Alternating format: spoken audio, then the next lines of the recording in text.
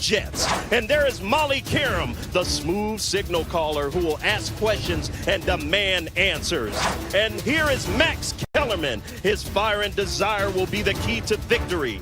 And Stephen A. Smith, the veteran of spectacular vernacular, will crank up the volume today.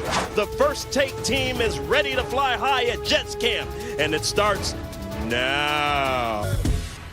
We are not in Bristol. Day one of our training camp tour kicks off today from Florham Park, New Jersey. We are so excited to be here at Jets camp. What's up, everybody? What's going on? What's going on? Welcome into First Take. Stephen A., Max Kellerman, Molly Karam, how are we doing? Do this now, yes, right? we do this. We got to come up with something. We got it. We got to get it together. Really, y'all are really slipping when I got to remind y'all supposed to do the fist bump. Please. I mean, damn, it's supposed to come natural. Round one, Stephen A. Smith. Right? Round one of training camp tour. You guys ready? Of course we ready. All right, huge show today. Head coach Todd Bowles will be with us. Wide receiver Brandon Marshall, you know, he's always fun. And Revis Island, Darrell Revis also will be here. Ryan Clark will join us in a little bit too. So since we're here, Jets camp, right? Yep. Do a little AFC East preview to start off the show, shall we? All right, let's get into it.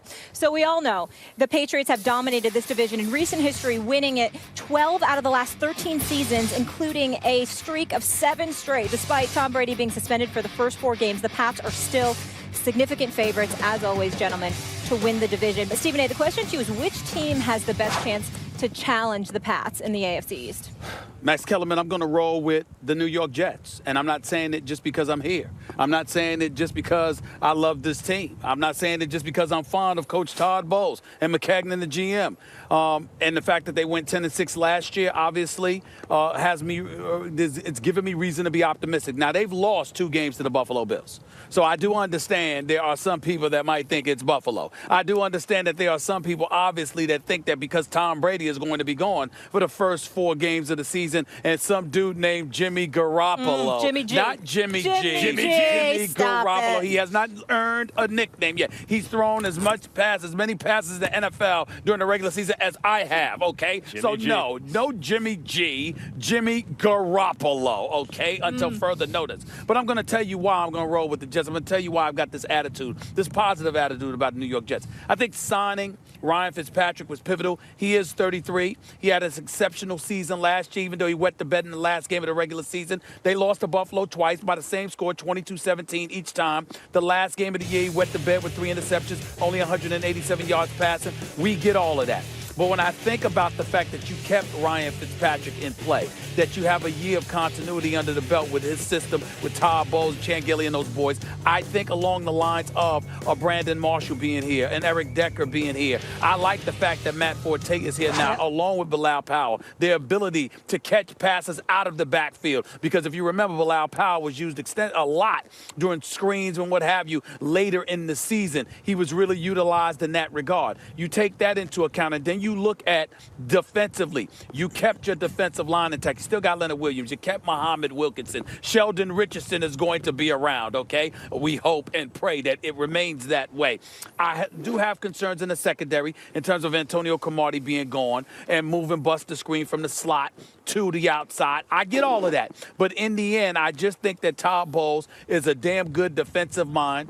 I think that Rex Ryan usually bloviates more than he produces. And as a result, I just feel inclined to give the New York Jets the edge over the Buffalo Bills. Obviously, I'm not assuming that they're going to win the AFC East, because even with Tom Brady gone, I still believe that the Patriots are going to win the AFC East, because I think Jimmy Garoppolo will find a way to win at least 2 games with Bill Belichick by his side. They'll probably go 2-2. Then Tom Brady will come back. They'll go 10-2. They'll finish the season 12-4. They'll win the AFC East, but the Jets will have another 10-6 season, and it will be enough to usurp Buffalo and threaten the New England Patriots. I think that's what's going to happen. First of all, I know why people would, we're asking the question, who would have the best chance if not the Patriots? But the Patriots aren't going to have Tom Brady for the first 4 games. Yeah. Yeah, but Matt Castle went 11-5. However, they didn't make the playoffs that year. That's the one year they didn't make the playoffs. And it was 8 years ago. It was a long time ago, but that's the last time Tom Brady wasn't the quarterback. Right. Garoppolo, I'm going to assume, is not on the roster because Bill Belichick says, we just need a backup quarterback. He is on the roster because Bill Belichick thinks he can get the job done if necessary, and now it's necessary. I could see them going 3-1 in the first 4 games. That said, there is a chance here. There's a little chance. And the AFC East, the 3 other teams, there are reasons to recommend them all. By the way, McClendon in the middle now at nose tackle for the Jets, Stephen A., could make a difference. I mean, like, there are various reasons. That's a top 10 kind of defense. Brandon Marshall is an elite wide receiver, not just a really good wide receiver because the bloom is off the rose. He tends not to get put in the group of elite wide receivers. At least he's not the first name that comes to mind. But he is absolutely an elite wide receiver. Here's the thing about Fitzpatrick, and this is what held me back from picking the Jets until this thought occurred to me. Fitzpatrick's only had 2 decent seasons in his career, 2 good seasons, one in Buffalo and last year with the Jets. And what did those seasons have in common? Contract years. That was his walk year in both instances. And when you think about it that way, the Jets' negotiation with him starts to make a lot more sense. Because what is he entering right now on a 1-year, $12 million deal? A walk year. So we should have a totally motivated quarterback playing under center who's coming off maybe his best season, certainly one of his 2 best seasons. All that said, Stephen A., when they needed him to do it the most, when it was win and you're in against Buffalo, he choked, which leads me to look at the Dolphins. Once they got interesting. Once they got Ndamukong Suh in the middle, now they were coming off an 8-8 year where their point differential was about even, meaning they legitimately were fundamentally an 8-8 type team. Got a little unlucky last year. Tannehill didn't take a step forward, all those kind of things. Assuming he takes a step forward now, sometimes it takes that little couple years to adjust. Based on health, with Ndamukong Suh in the middle, Cameron Wake could legitimately challenge 20 sacks this season. They could have a vicious situation going on up front. So if push comes to shove, I have to pick someone, I'll go with Miami. You're going to go with the Miami Dolphins? Sure. You're going to go with Ryan Tannehill? Yep. Am I correct? I just want to make sure I'm correct here. We'll say the name of the other quarterbacks. Ryan Fitzpatrick threw for over 4,000 yards last year, completed about 61% of his passes, still hasn't made the playoffs. These same Miami Dolphins that have a new coach, even though Gates did the strongest argument in favor of the Miami Dolphins, as far as I'm concerned, is that Case actually made Jay Cutler look like a quarterback again. I'll give him credit for that, okay? So maybe, just maybe, a miracle could happen. Shot. All right. Cutler had a lot more baggage than Tannehill, too. Yeah, that's true. I actually like Tannehill. I think Tannehill is composed. I think he's a far better person than Cutler in terms of a football player. I don't mean that I'm not talking about Jay Cutler the person, because I don't know him at all. But I've said it before, and I'll say it religiously. The only time I've ever seen Jay Cutler smile is when he was signing his contract, stealing money from the Chicago Bears organization and hoodwinking the city of Chicago. That's the only time I've ever seen him smile. Outside of that, he looks like a depressed puppy that just disintegrates and depresses everybody around him. And as far as I'm concerned, Gates deserves all the credit in the world for what he did with Cutler. But last time I checked, Chicago didn't go anywhere last year either, even though they improved. So I'm going to assume that Ryan Tannehill can improve in Miami. I think losing Lamar Miller is going to hurt. I think their wideout situation is questionable. Even though their defense could potentially be very, very good, you got a bunch of temperamental dudes on there, and that's a problem. And then we're talking about the AFC East. I'm thinking about Buffalo and some of the personnel that they have. I'm thinking about the fact that Rex Ryan, even when the Jets stunk, yes, they stunk. They were right here, ladies and gentlemen, and I'm going to tell you right now, they stunk for 4 years. Thank God Todd Bowles arrived here. But Rex Ryan did take them to 2 consecutive AFC championship games the first 2 years. From there, sort of nosedived. What happened? The defense was stout, but he had no offense. What makes it interesting in Buffalo, you got a kid who can play quarterback. He's on a clock. Yep. Rex Ryan's on a clock now because Tyrod Taylor can flat out ball. He can play quarterback. And because he can ball, and because you got LaShawn McCoy and Carlos Williams as your running back, because you got Sammy Watkins as your wideout, you've got pieces in place that he never had with the New York Jets. But that still ain't better than the New York Jets or what they have here this year. The sexier picks are Buffalo, who at the beginning of last season looked like they could be a real threat, right? And certainly the Jets. It's interesting about reputations because you bring up Jay Cutler, the only time he smiles is with the contract. I'll go back to Fitzpatrick again, who is a good quarterback. I mean, he was a good quarterback last year. And here we are at Jets camp, like, you know, you wish him the best.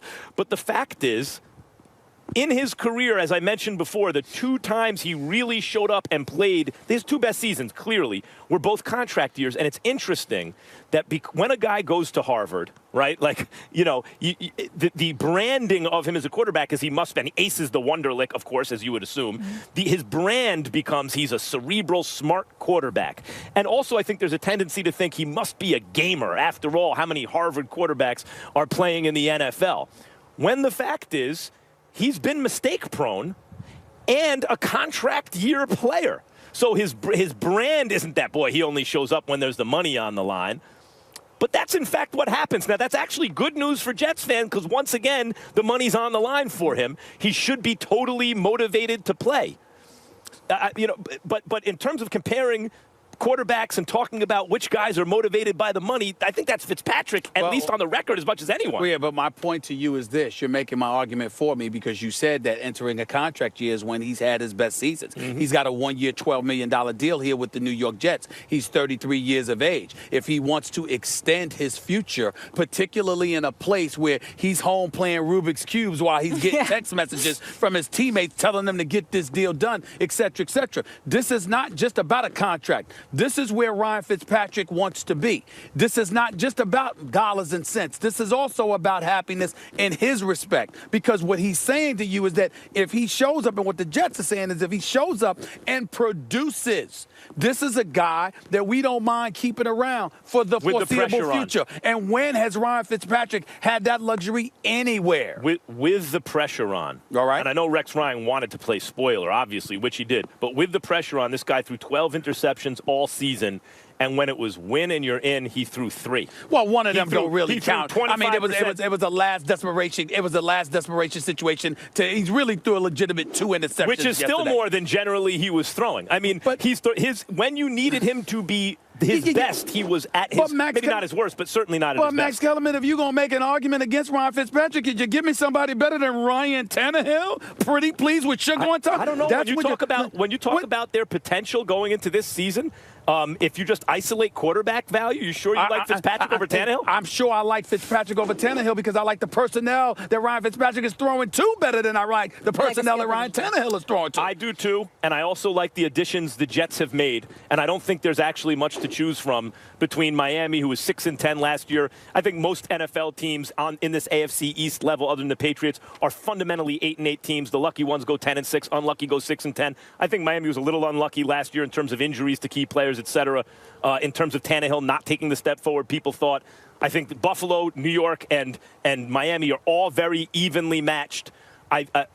Miami captures my imagination based on potential a little bit more than New York or Buffalo. Vegas sees it playing out the way Stephen A. does, with, of course, New England winning, following the Jets, then Buffalo, then Miami. But the question is, outside of New England, it usually takes about 10 wins, right, to get to the playoffs. Are any of these teams playoff teams? I think that the Jets have the potential to be a playoff team because of the 10 wins. I don't know if they'll make it because I expect the AFC North to be a beast. Unless they're beating up on each other, I can see a scenario where potentially, you know, the Steelers, the Bengals, and possibly the Baltimore Ravens are all in or vying for a spot. Obviously, you're looking at New England. You're looking at, you know what, the AFC West is interesting because of Kansas City and Denver. I'm dismissing Oakland and San Diego for now, but it remains to be seen what Oakland will do. But I see San Diego being the last place team in that division. And, of course, I expect Indianapolis to resurrect itself. The playoff team will be the division winner. I don't see a wild card coming out of the AFC South. No, particularly because they seem to be evenly matched. So there's going to be some attrition in terms of the record throughout the season. I don't see a wild card coming from I think that battle, it comes down to this. I think there will be the Patriots and what are the teams in the AFC West, and I think there will be a battle for the wild card between the Jets and 2 of the teams in the AFC North. Yeah, and the Jets are likely to lose that battle. But probably. Yep. All right, let's leave it there. First take just getting started here from Florham Park. Speaking of a guy who should be a lock to get back to the playoffs, of course, Cam Newton. So coming up, Michael Bennett called out Cam, then had to call him again. We'll explain and react. Ryan Clark will join us. More First Take from Jets Camp after the break. Stay here.